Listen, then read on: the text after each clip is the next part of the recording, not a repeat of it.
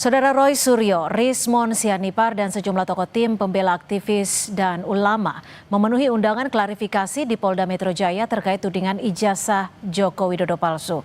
Pada Rabu 9 Juli nanti mereka juga dijadwalkan mengikuti undangan gelar perkara khusus di Barreskrim Polri. Dalam proses di Polda Metro Jaya, Roy, Rismon, dan TPUA adalah pihak terlapor. Sementara di Barreskrim Polri, Joko Widodo yang menjadi terlapor. Lalu bagaimana penanganannya? Kita akan bahas bersama kuasa hukum Joko Widodo. Sudah ada Mas Rifai Kusumanegara, serta juga dari pihak terlapor Bang Rismon Sianipar. Dan kita akan bertanya langsung, sudah ada Bang Rismon. Bang Rismon, tadi diperiksa dari jam berapa sampai jam berapa dan ada berapa pertanyaan Bang Rismon? Ya, saya memenuhi undangan klarifikasi dari Polda Metro Jaya ya tanggal hari ini tanggal 7 Juli 2025 ya sekitar pukul 10.30 ya sampai jam 4.30 WIB ya sore. Jadi pertanyaan-pertanyaan itu ada sekitar 97 pertanyaan, tetapi terakhir direduksi atau disimplifikasi menjadi hanya 34 pertanyaan. Nah, tetapi sebelum pertanyaan itu saya jawab, ya, saya ada sedikit perdebatan ya antara saya dengan penyidik untuk memastikan bahwa terkait dengan pasal pelaporan ya yang dilaporkan kepada kami dan ditunjukkan kepada kami, yaitu pasal 160 KUHP, yaitu di mana dalam judicial review ya Mahkamah Konstitusi telah menyatakan bahwa pasal 160 itu adalah delik material, bukan delik formil. Ya. Jadi saya menanyakan apa bukti material yang dibawa oleh pelapor. Ya, bukti material artinya tindak pidana yang telah terjadi di dunia nyata akibat penghasutan yang dituduhkan kepada kami. Dan penyidik mengatakan tidak ada, gitu. Tidak ada bukti material ya tindak pidana real. Misalnya keonaran, kegaduhan, atau apapun itu akibat penghasutan yang dituduhkan kepada kami. Terus ya saya menyatakan bahwa pasal 160 KUHP itu kenapa dipakai kepada kami? Ini semacam laporan-laporan pepesan kosong ya. Bagaimana ya pelapor itu dengan gampang melaporkan seseorang hanya melampirkan video-video, link-link. Artinya akibat keberatan Anda ini yang membuat dari 90 sekian pertanyaan direduksi jadi 30 pertanyaan. Ini pertanyaannya yang 30 ini seputar apa? Ya bisa jadi itu menjadi hal yang mereduksi pertanyaan jumlah pertanyaan tersebut gitu. Terutama setelah kami berdebat di situ terus kami lanjutkan yang dilanjutkan oleh penyidik, yaitu terkait dengan atas otoritas siapa saya meneliti ijazah dan skripsi Joko Widodo, dan bagaimana saya mendapatkan lembar pengesahan skripsi tersebut, di foto di mana, dan siapa yang menyerahkan atas persetujuan UGM atau tidak, itu jelas sekali. Makanya saya meminta kepada Wakil Rektor UGM ya Profesor Wening ya, karena telah berjanji kepada kami untuk merilis video pertemuan tanggal 15 April 2025 yang lalu secara utuh atau memberikan kepada kami agar masyarakat dapat melihat apakah yang kami lakukan murni sebagai alumni yang dimana UGM adalah alma mater kami, atau kami di dalam itu mencoba untuk berargumentasi yang mengakibatkan penghasutan.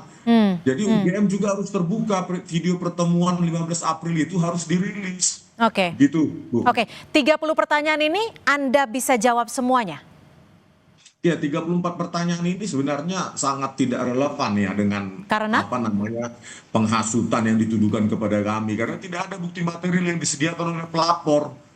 Baik juga dengan video-video yang ditanyakan kepada kami terkait dengan pasal 28 ayat 2. Kami tidak ada berbicara tentang suku, ras, agama, warna kulit, ataupun hal-hal diskriminatif yang lain terhadap Pak Joko Widodo. Jadi memang pasal-pasal ini seolah-olah ingin menjaring kami ya, sehingga apapun kesalahan kami sekecil apapun ya nanti akan diinterpretasikan oleh ahli bahasa untuk untuk menersangkakan kami gitu. Oke, memangnya bukti material apa sih yang Bang Rismon harapkan bisa ditunjukkan ataupun dihadirkan oleh penyidik?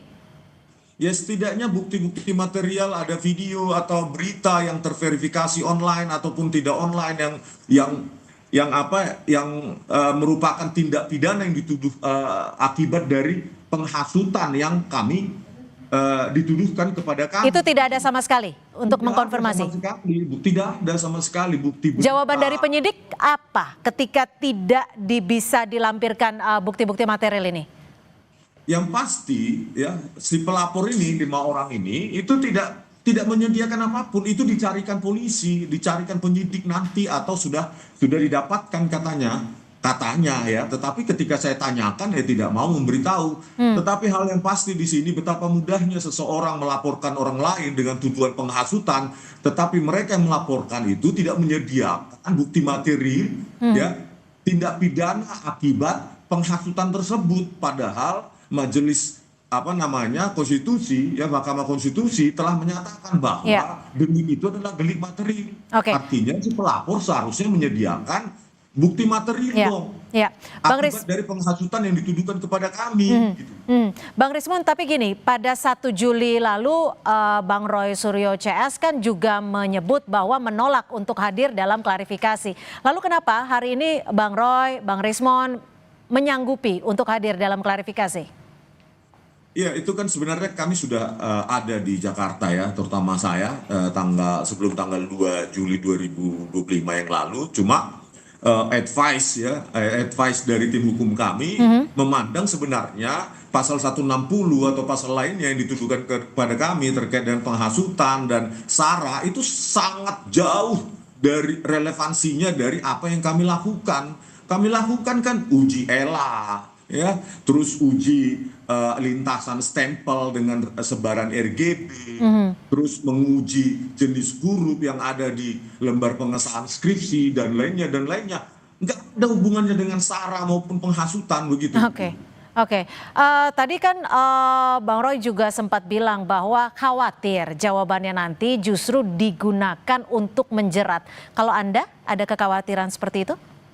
Ya sama halnya seperti itu. Ya takutnya jawaban kami nanti diinterpretasikan sesuai dengan keinginan menggunakan ahli-ahli bahasa. Padahal murni kami lakukan tanpa ada motivasi lain, apalagi untuk menghasut. Untuk apa kami menghasut? UGM adalah alma mater kami yang kami cintai. UGM itu alma mater kami yang sangat kami cintai dan kami sangat respect dengan dosen-dosen kami dulu yang mendidik kami. Begitu. Gak ada kepentingan kami merusak nama UGM atau kepentingan untuk menghasut. Kami itu alumni alma mater kami, UGM itu S1 dan S2 kami, baik Pak Roy maupun Witiva, itu UGM adalah sangat berjasa dalam hidup kami. Gitu. Bang Rismon, ini kan tanggal 9 Juli akan ada gelar perkara khusus. Anda juga akan hadir dalam tanggal 9 Juli nanti? Iya, tentunya ya kami kan diajukan sebagai ahli begitu ya. Sebaiknya pihak ahli independen juga diberikan ruang bagi di Bareskrim nanti, bukan hanya dari ahli dari pihak Pak Jokowi maupun pihak Bareskrim, dan harus terbuka begitu. Jadi masing-masing kan harusnya disediakan memberikan argumentasi ilmiah, biarkan Bareskrim nanti menyimpulkan, dan kalau bisa dilakukan secara terbuka dan dihadirkan semua bukti-bukti itu, put all the evidence, semua evidence itu letakkan di atas meja dan kita teliti secara sama gitu. Dan kalau bisa ya ada peneliti-peneliti independen juga untuk sehingga Bareskrim bisa mendapatkan kesimpulan yang konklusif dan konvergen mengenai keautentikan atau kepalsuan dari ijazah maupun skripsi Pak Joko Widodo. Saya ke Mas Rifai.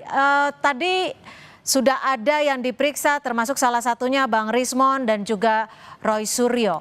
Ini juga disebutkan, Roy menjelaskan bahwa pelapor selain klien Anda nggak ada legal standing. Bagaimana Anda menjelaskan hal ini atau menanggapinya? Pada intinya saya memahami argumentasi yang disampaikan Pak Rismon dan kawan-kawan. Tapi di sisi lain, sebenarnya kalau mau bicara tidak ada legal standing, Itu juga terjadi di dalam perkara kami. Sebenarnya pertanyaannya adalah apakah TPUA memiliki legal standing untuk mempersoalkan kepalsuan ijazah Pak Jokowi? Itu pun juga kalau dicermati, didalami, terlihat tidak ada legal standing. Apalagi pasal 263 itu ada satu unsur harus terjadinya kerugian. Jadi pelapor itu seharusnya saksi korban yang dirugikan akibat terjadi pemalsuan. Nah, dalam hal ini kan sebenarnya apa kerugian yang diderita oleh TPUA seandainya misalnya ijazah tersebut palsu? Yang punya kewenangan atau kompetensi untuk melapor justru pertama adalah UGM. Karena misalnya kalau ijazah dipalsukan, UGM yang paling merugikan pertama. Kedua mungkin KPU atau KPUD. Lalu ketiga mungkin paslon lain pada saat pilpres atau pilkada. Nah, mereka-mereka yang memiliki kepentingan untuk melaporkan ijazah. Jadi sebenarnya kalau bicara legal standing di perkara kami pun juga di baris ini, kami berpandangan secara yuridis tidak ada legal standing TPU untuk melaporkan. Mas Rifai, tadi Bang Rismon juga menyatakan bahwa sempat berkeberatan kepada penyidik bahwa meminta untuk dilampirkan bukti-bukti materialnya, tapi tidak bisa dilampirkan. Bagaimana Anda menanggapi hal ini? Ya, memang kalau pemeriksaan itu kan penyidik hanya mendengar keterangan. Ya, bukan berarti yang memberi keterangan seolah-olah menjadi supervisornya penyidik, ingin melihat bukti ini itu. Itu memang tidak ada forum itu gitu, Pak. Namanya orang dipanggil oleh penyidik, sekedar dimintai keterangan. Bisa dijawab silakan, tidak bisa dijawab juga silakan. Jadi bukan pada tempatnya seorang saksi itu justru meminta bukti-bukti apa yang penyidik minta. Itu biasanya pertanyaan-pertanyaan itu sebaiknya diajukan oleh pengacara, bukan oleh terperiksa. Itu ketentuannya. Mas Rifai, nanti tanggal 9 Juli 2025 ini kan akan dilakukan juga gelar perkara khusus. Bagaimana Anda bisa melihat jikalau nanti Mas Roy Suryo akan dihadirkan sebagai ahli telematika? Ya, kalau kami seperti yang sudah kita sampaikan sebelumnya, kami menolak jika Pak Roy diajukan sebagai ahli karena dari pandangan kami, pertama ini melanggar ketentuan hukum acara pidana maupun Perkapolri. Kenapa? Pertama, yang namanya saksi itu hanya bisa diajukan oleh penyidik atau tersangka dan penasihat hukumnya. Tidak ada namanya saksi ahli itu diajukan oleh pelapor. Itu KUHP yang bicara seperti itu. Jadi menjadi aneh kalau ada pelapor ujuk-ujuk membawa ahli untuk didengar keterangannya gitu. Itu yang pertama. Kedua, kami menilai Pak Roy tidak memiliki kompetensi maupun kapasitas untuk menguji objek yang bersifat analog. Nah, ketiga, kami melihat beliau sudah tendensius dan memiliki kepentingan subjektif, ya. Karena kita tahu selama ini statement-statementnya sendiri sudah menyerang Pak Jokowi, ya, sudah mendiskreditkan Pak Jokowi. Sementara menurut hukum acara pidana, seorang ahli itu harus independen, harus objektif. Ya, tidak bisa memberikan keterangan-keterangan di luar penelitiannya. Jadi Anda contoh mudahnya gini aja, Mbak. Kalau ada seorang dokter melakukan otopsi, ya, kami tangkap. Artinya dari pihak Pak Jokowi sendiri keberatan jika Roy Suryo akan dihadirkan sebagai salah satu ahli dalam gelar perkara khusus 9 Juli nanti. Terima kasih. Dan keberatan kami berdasarkan hukum. Jadi baik, kami tangkap. Terima kasih Mas Rifai Kusumanegara, kuasa hukum dari Joko Widodo, dan juga Bang Rismon Sianipar. Terima kasih sudah bergabung bersama kami di Sapa Indonesia Malam. Selamat malam.